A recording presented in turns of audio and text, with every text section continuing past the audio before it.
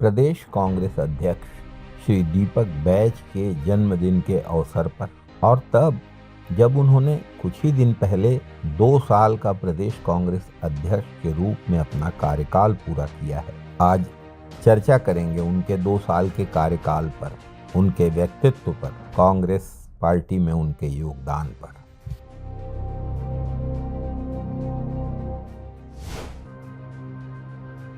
नमस्कार साथियों, 2 साल पहले जब छत्तीसगढ़ प्रदेश कांग्रेस का नेतृत्व श्री दीपक बैज को सौंपा गया था, अनेक राजनीतिक विश्लेषकों ने सवाल उठाया कि क्या आदिवासी इलाके से आने वाला, जमीनी राजनीति करने वाला युवा नेता इतनी बड़ी जिम्मेदारी को संभाल पाएगा। आज 2 साल बाद जवाब बहुत साफ है।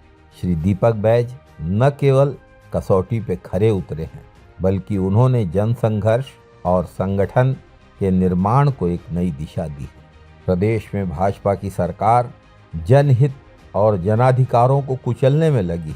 ऐसे समय दीपक बैज सड़कों पर हैं, कांग्रेस के साथ, किसान, आदिवासियों और आम आदमियों के साथ खड़े हैं। संघर्षों में, आंदोलनों में, जेलों में, सड़कों पर खड़े होकर दीपक बैज ने कांग्रेस की राजनीति की है। जब जब जनता की आवाज़ दबाने की कोशिश की है, दीपक बैज सबसे पहले मैदान में डटे। इन 2 सालों में भाजपा सरकार के हर जन विरोधी फैसले के खिलाफ, भाजपा सरकार की जन विरोधी नीतियों के खिलाफ दीपक बैज जनता के साथ, किसानों के साथ, गरीबों के साथ, मजदूरों के साथ खड़े रहे। खराब कानून व्यवस्था पर लगातार साय सरकार के खिलाफ दीपक बैज ने आवाज़ उठाई और मुख्यमंत्री निवास का घेराव किया, विधानसभा का घेराव किया गया और भाजपा सरकार को कानून व्यवस्था की खराब स्थिति को लेकर चेताया गया। परम पूज्य गुरु घासीदास बाबा की तपोभूमि गिरौदपुरी से रायपुर तक न्याय पदयात्रा के माध्यम से छत्तीसगढ़ की जनता के लिए न्याय की आवाज़ श्री दीपक बैज के नेतृत्व में कांग्रेस ने उठाई। न्याय पदयात्रा सिर्फ एक यात्रा नहीं थी, सत्ता के घमंड को, भाजपा के घमंड को चुनौती देने वाला आंदोलन था। हजारों लोगों ने श्री दीपक बैज के कदम से कदम मिलाकर इस यात्रा में भाग लिया। श्री दीपक बैज की आवाज़, कांग्रेस की आवाज़ में अपनी आवाज़ मिलाई।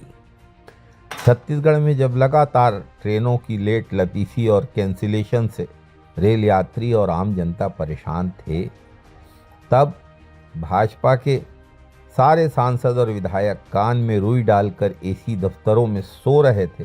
तब श्री दीपक बैज ने रेलवे स्टेशन जाकर यात्रियों से भेंट की, यात्रियों की समस्याएं सुनी और सरकार तक जनता की आवाज़ पहुंचाई। जो काम भाजपा के सांसदों को करना था, वो काम श्री दीपक बैज ने किया। रेलवे स्टेशन या रेल नरेंद्र मोदी सरकार की विफलता का सबसे बड़ा प्रमाण है। जो रेल नहीं चला पाए, वो 10 साल तक कैसे सरकार चलाएंगे, कैसे सरकार चलाए, ये सबसे बड़ा सवाल है।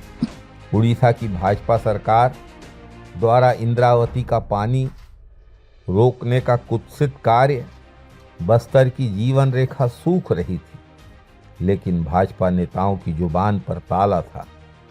श्री दीपक बैज ने पदयात्रा कर बस्तर की आवाज़ को और बस्तर की प्यास की आवाज़ को दिल्ली तक पहुंचाया। दीपक बैज का बहुत स्पष्ट संदेश, बस्तर के जल, जंगल और ज़मीन से समझौता नहीं होने देंगे।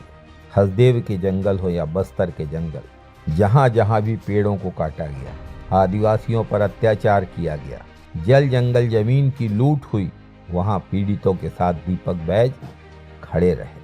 भाजपा के सांसदों और विधायकों ने चुप्पी साध रखी, लेकिन श्री दीपक बैज के नेतृत्व में कांग्रेस ने लगातार हर अत्याचार के खिलाफ, हर ज्यादती के खिलाफ आवाज उठाई, पीड़ितों का साथ दिया। पुलिस सबको तोड़ दिए, हम लोग कहाँ पे जाए?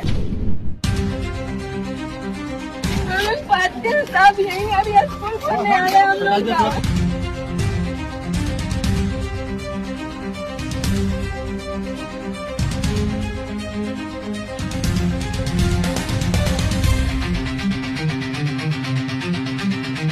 बेटी बचाओ बेटी पढ़ाओ, पढ़ने कहाँ जाएंगे हम लोग जब घर नहीं रहेगा तो।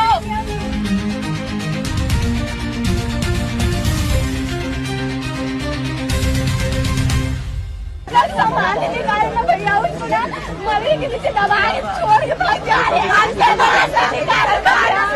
आप सिर्फ बुलडोजर लाके रातों रात इनका घर को तोड़ दो, क्या यही एक रास्ता है क्या?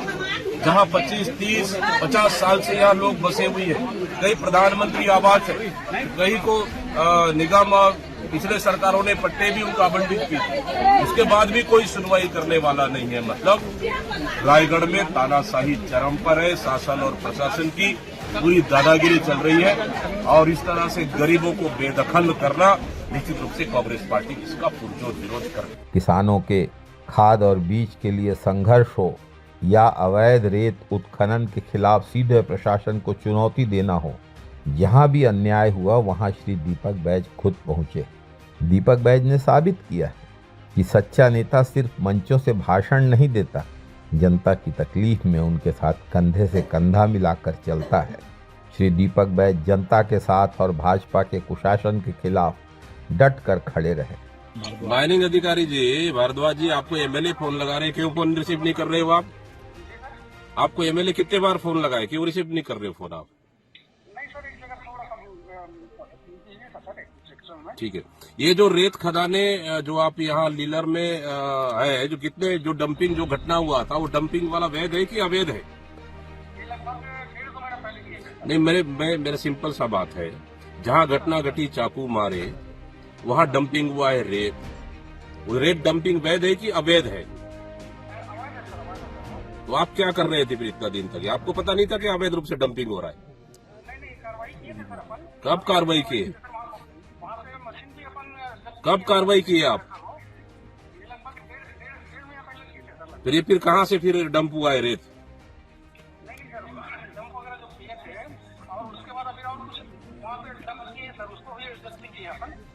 ये तो पूरा ओपन पड़ा हुआ है, रोज शाम को चोरी कर रहे होंगे यहाँ पे।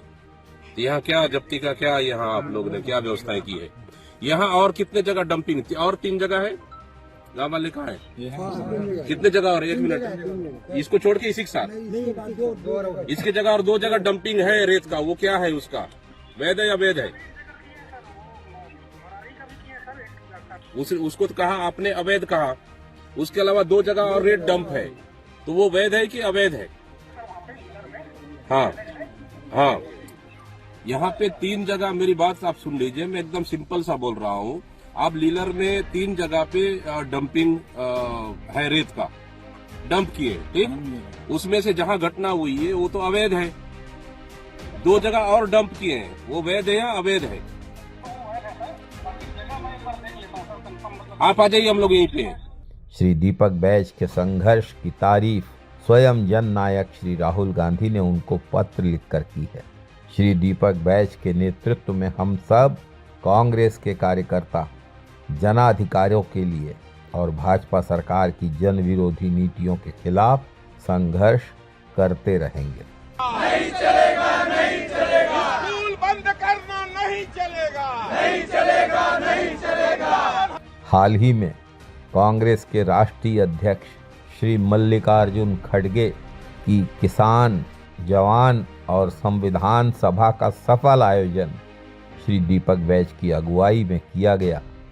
बरसते पानी में कांग्रेस के कार्यकर्ता और प्रदेश के नागरिकों की अभूतपूर्व भीड़ इस आयोजन में साइंस कॉलेज मैदान में देखने को मिली। छत्तीसगढ़ की अस्मिता, संस्कृति और स्वाभिमान की रक्षा के लिए श्री दीपक बैज ने लगातार काम किया है। प्रदेश कांग्रेस अध्यक्ष के रूप में सफलतम 2 साल पूरे होने पर और जन्मदिन के पावन अवसर पर श्री दीपक बैज को बधाई और हार्दिक शुभकामनाएं। जय बस्तर, जय छत्तीसगढ़, जय हिंद, वंदे मातरम, जय कांग्रेस।